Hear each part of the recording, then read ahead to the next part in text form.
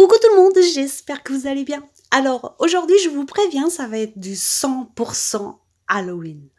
Et j'ai décidé d'utiliser ce carnet, enfin ce prospectus d'un magasin que vous allez reconnaître et je vais prendre mes images directement dedans. Donc j'ai choisi celle-ci, puis l'étiquette pour faire mon sentiment tout simplement. Et je vais utiliser du rouge, beaucoup de rouge. Je sais que le rouge n'est pas évident à utiliser en art journal, mais je trouvais que ça s'y prêtait bien pour le coup. Thème Halloween, l'étiquette 100%. Enfin, bon, vous voyez quoi, le délire un petit peu. Le le délire Halloween continue chez moi, donc on y va.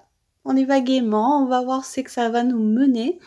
Et, et donc, je mets directement de l'acrylique au pinceau sur mes pages collées par deux, comme d'habitude. Et je vais mettre, au fait, le rouge ne me plaisait pas, c'était pas vraiment la couleur que je voulais. Donc, je vais venir mettre un petit peu de cette encre liquide aquarelle par-dessus pour obtenir des espèces de taches.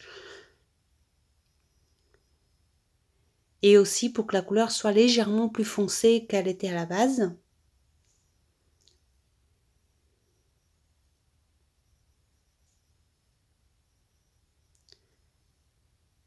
Et vous voyez, je l'étale vraiment un petit peu n'importe comment, hein. C'est juste vraiment pour que ça donne des reflets plus foncés. Et je vais venir sécher.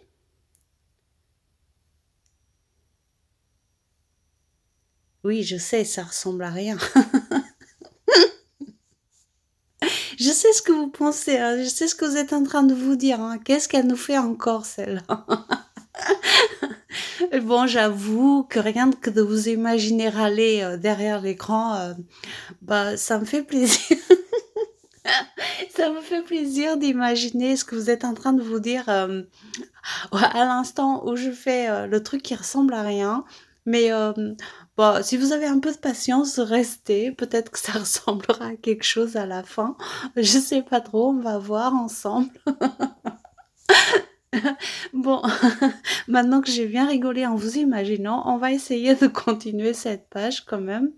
Et donc j'ai remis encore plus de cette encre liquide. Et je viens la faire couler en coulure, hein.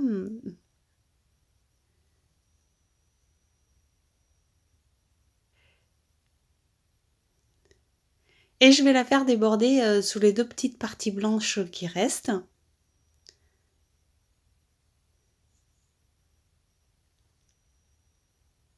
Bon, je dois vous avouer qu'ici, le but, à la base, c'était de faire comme des taches de sang. Euh, mais vous allez voir après que par la suite, ça va évoluer vers d'autres choses. Comme d'habitude, j'ai envie de vous dire, parce que ça évolue comme ça, tout simplement, au feeling. Voilà. Je n'ai pas d'idée précise. J'ai eu quelques questions me demandant où j'allais chercher mes idées. Donc s'il y avait des endroits où trouver les idées que je propose ici. Non. En fait, non.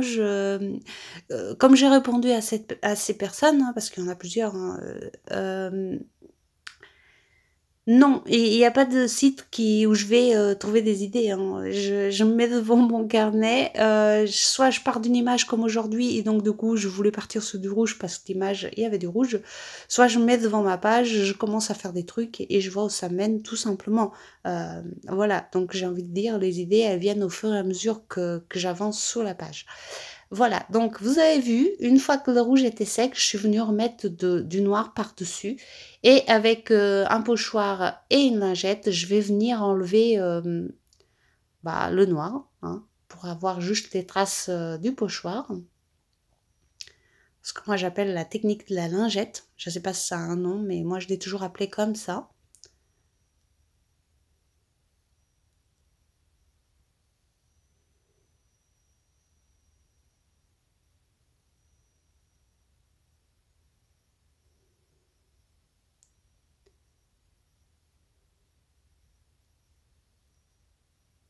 Et vous voyez, je retire un petit peu partout où j'ai mis du noir.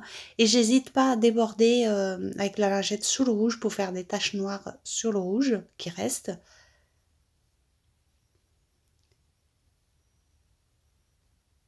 Même là, sous le blanc, vous voyez, je déborde comme ça fait quelque chose de pas très net.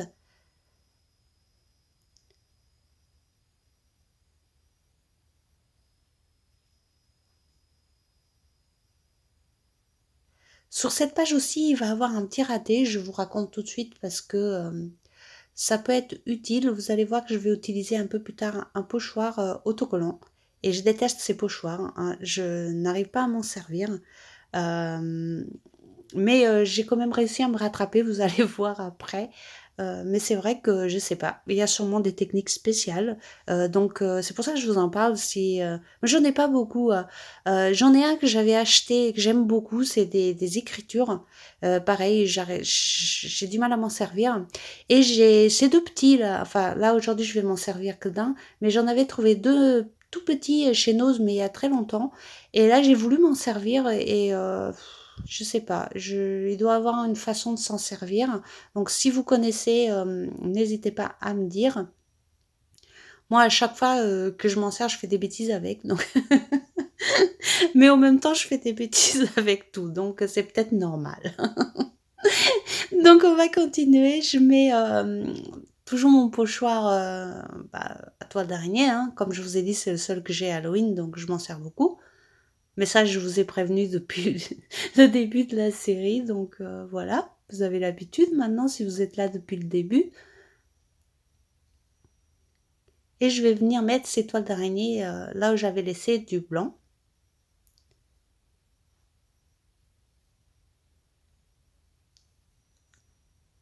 Oui, c'est sûr que c'est très rouge, donc c'est vrai que si vous aimez pas le rouge, bah, ça va être un peu compliqué. Mais bon. Alors là, vous allez voir, je voulais rajouter du blanc, mais j'avais complètement zappé que j'avais mis de l'encre liquide. Et évidemment, l'encre, c'est pas comme l'acrylique. Quand on met, surtout celle-là, quand on met de la pâte de structure par-dessus, bah, la pâte de structure prend un peu la couleur de l'encre. Et plus on va sécher, plus la pâte de structure va devenir un petit peu rose. Enfin rose, je sais pas, oui, rosé quoi. Euh, mais finalement, ça m'a pas dérangé plus que ça, donc j'ai continué quand même.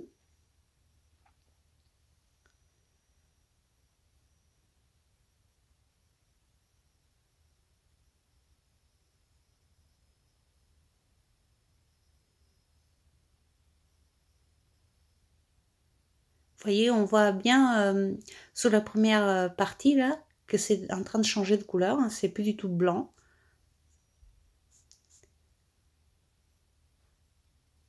Après, j'ai pris ici la pâte de structure de chez Lidl. Je crois qu'elle colore un peu plus que celle que je prends d'habitude, mais bon, ça va.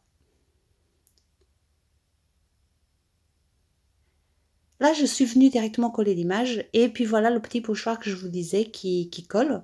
Mais voilà, je sais que sous l'acrylique il fonctionne, mais j'ai complètement zappé que j'avais mis du prospectus et que donc ça va être très compliqué à enlever. Mais ça, je l'ai réalisé qu'après, bien sûr.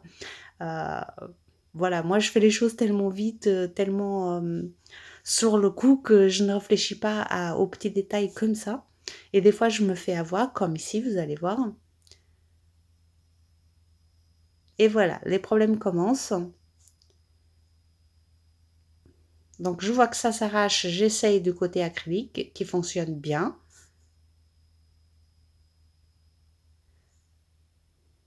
Et du côté prospectus, bah, ça l'arrache. Voilà.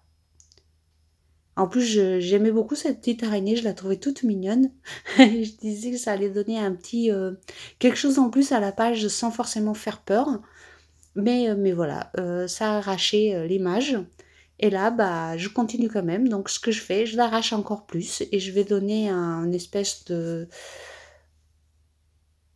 bah, de truc un peu déchiré un peu partout, comme un fantôme, vous voyez. On s'adapte, on s'adapte. Donc vous voyez, j'arrache à peu près en gardant les mêmes formes, qu'il y avait. Là, du coup, je vais arracher également en bas, un petit peu, pour que ça soit équilibré. Et vous voyez, je suis satisfaite. Je vous montre que c'était une bonne idée finalement de déchirer cette image. Et souvent, c'est marrant parce que souvent, quand il y a des loupés comme ça amène toujours à faire des choses, avec des résultats, que j'aime bien. Donc du coup, je me dis: «Bah, c'est pas grave, on continue toujours, on laisse pas tomber et on voit toujours où c'est que ça nous mène, au fait, finalement». Et c'est ce que j'ai fait ici. Vous voyez, j'ai arraché un petit peu partout, ça a donné un petit style, différent au truc, bon, voilà. Par contre, du coup, je me disais: «Mais du coup, l'araignée, elle fait super bizarre, hein, bon, voilà». Et donc, j'ai décidé de revenir une nouvelle fois avec le pochoir repassé par-dessus, voir ce que ça donnait. Mais je l'ai séché avant, oui, puis bien sûr, pour pas continuer de faire trop de dégâts.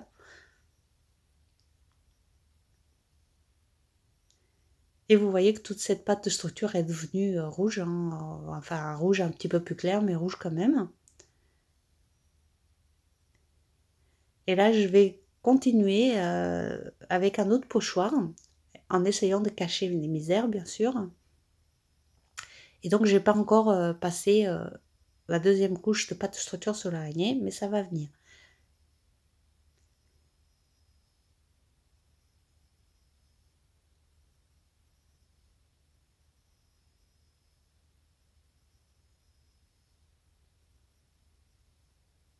Là, j'utilise, en deuxième pâte de structure, là, celle que j'utilise avec ce pochoir-ci, j'ai repris ma pâte de structure, classique, là, c'est le franc-bourgeois, je crois, et là, elle reste légèrement plus blanche que l'autre.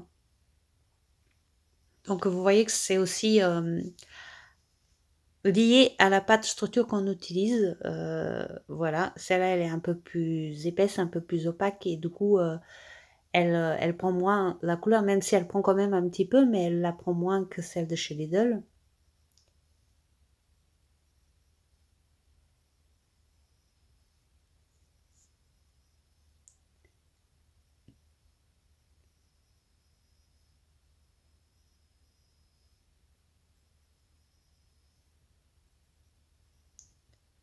Et là, vous voyez que l'araignée, finalement, j'aurais pu la laisser comme ça parce que, bah, après coup, sur la fin de la page, on l'aurait pas vu qu'il manquait des pattes.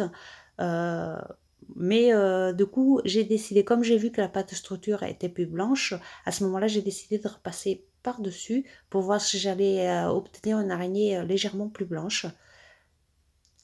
Donc, au fait, c'est même pas le fait qu'il lui manque des pattes qui me dérange là, c'est le fait qu'elle soit pas un peu plus claire. Et donc voilà, je repasse par-dessus, je me dis, tant pis, j'essaye, puis je verrai si ça refait des dégâts ou pas. Comme je dis très souvent, la peur n'évite pas le danger, donc autant y aller gaiement.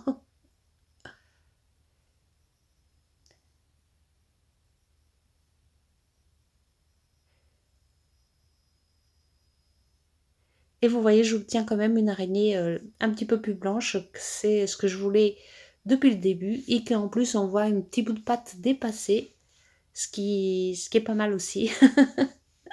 Donc c'est bon, j'ai obtenu le résultat que je voulais, et je viens sécher à nouveau.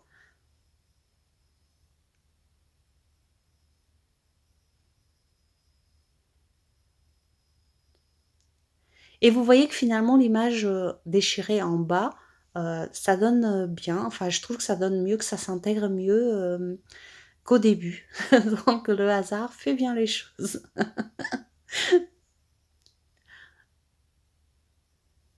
Et vous pouvez continuer de constater qu'ici, on s'amuse, hein. C'est voilà, ça déchire, c'est quoi le problème? C'est pas grave, hein, on continue et on voit bien, hein. C'est pas personne va en mourir si on déchire une image, hein. C'est pas grave.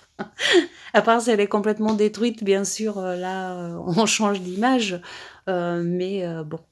Mais par contre, j'ai bien aimé, ce principe d'utiliser, c'est pas la première fois que je le fais, hein, mais le principe d'utiliser un prospectus, une image qu'on repère dans un magazine, des choses comme ça, c'est très sympa aussi, ça change. Et puis ça peut aussi aider dans le cas où on n'a pas forcément d'imprimante ou qu'on a tout simplement envie de faire un petit peu de recyclage, de récupérer des choses qui vont partir à la poubelle. C'est pas mal aussi, je trouve. Ça. Bon, après, c'est vrai que les images sont un petit peu plus brillantes que d'habitude, mais je ne trouvais pas ça hyper gênant ici, donc voilà. Et vous avez vu, je vais vous mettre quelques chiffres également avec la pâte structure blanche, enfin celle qui est un peu plus blanche. Et vous voyez que malgré tout, l'araignée se colore légèrement de rouge à nouveau, malgré que ce soit une autre pâte structure. Plus ça sèche, plus ça prend la couleur, et c'est normal, c'est parce que j'ai mis l'aquarelle liquide. Mais bon, ça reste quand même un peu plus blanc que la première couche.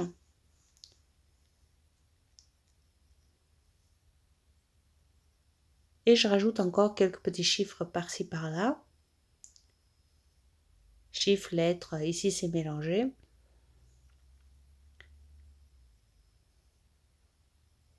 Bien évidemment que tous ces petits rajouts de blanc, c'est pour atténuer un petit peu le rouge. Hein. Voilà, c'est pour équilibrer plutôt le rouge.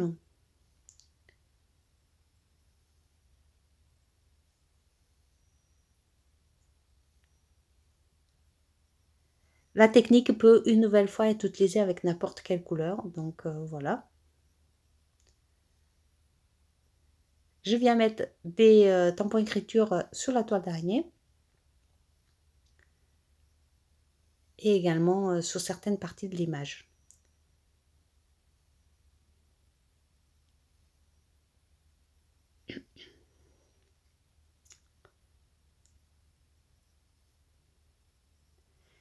Un peu de tamponnage chiffre aussi. Bien évidemment, ici, je mets assez peu de tamponnage étant donné que bah, on les verrait pas trop de toute façon. Donc voilà, je limite les tamponnages. Ça sert pas à grand chose sur cette page qui est déjà très vibrante. Donc je mets vraiment quelques petits détails en tamponnage et c'est tout.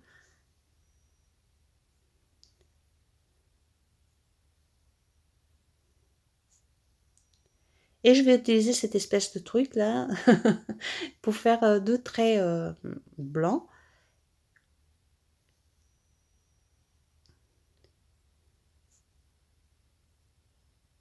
Vous savez, c'est l'espèce de truc qu'on avait eu chez Action pour faire sur de... Je crois que c'était sur de la porcelaine ou du verre ou je sais pas trop quoi. Je sais plus. Mais moi, je m'en sers comme ça un petit peu pour faire des traits bizarres sur mes pages. Et avec un pic à brochette, vous voyez, je fais des petits zigouigouis. Bien évidemment, si vous avez des stylos blancs efficaces, vous pouvez faire quelque chose d'un peu plus propre. Mais ici, justement, je trouvais que ce côté un peu cracra allait très bien avec la page.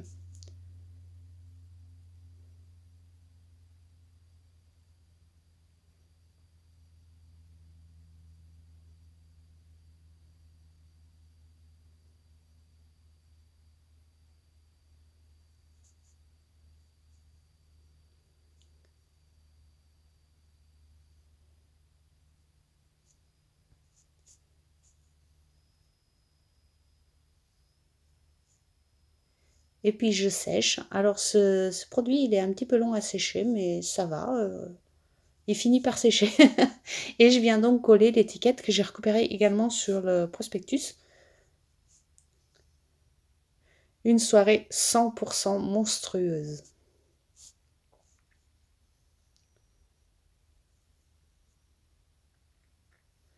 Je recolle les petits détails qui étaient mal collés.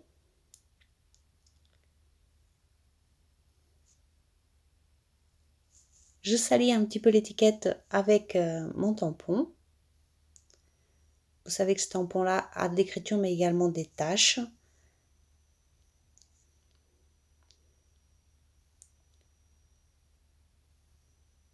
Et je vais venir ajouter un petit peu de rouge là en haut.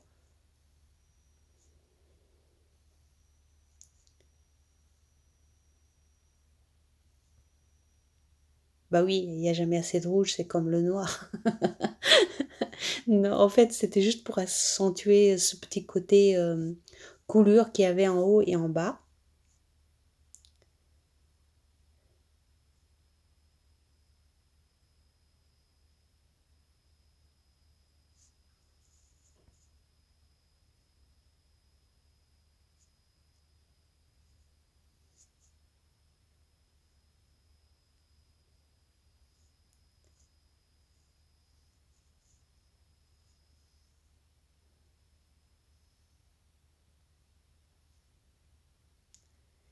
Je viens mettre également des gouttelettes noires